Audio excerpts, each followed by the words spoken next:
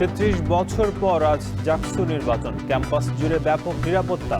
সাবেক শিক্ষার্থী বহিরাগতদের অবস্থানে ঝুঁকিপূর্ণ ভোটের সংখ্যা প্রার্থীদের। নিরাপত্তা ঝুঁকি রয়েছে প্রশাসনের, সে জায়গায় এখন পর্যন্ত কোনো প্রকার স্পষ্ট কোনো ব্যবস্থা গ্রহণ করতে দেখা যায়নি। রাজধানীতে ছিনতাই সহ বেড়েছে মবের ঘটনাও। কেবল মোহাম্মদপুরে 15 দিনে গ্রেফতার 200। পূর্বশত্রুতায় 2 জনকে গণপিটুনিতে হত্যার অভিযোগ।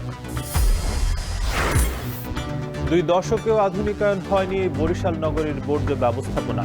দুর্ভোগে 10 এলাকার বাসিন্দা, সুষ্ঠু পরিকল্পনার তাগিদ পরিবেশবিদদের। এবং সামরিক সুরক্ষায় নেপালে আছেন ক্ষমতাচ্যুত প্রধানমন্ত্রী, দাবি গণমাধ্যমের। সেনাবাহিনীর বিশেষ বিমানে সকালে দেশে ফিরছে বাংলাদেশি ফুটবলার সহ 56 জন।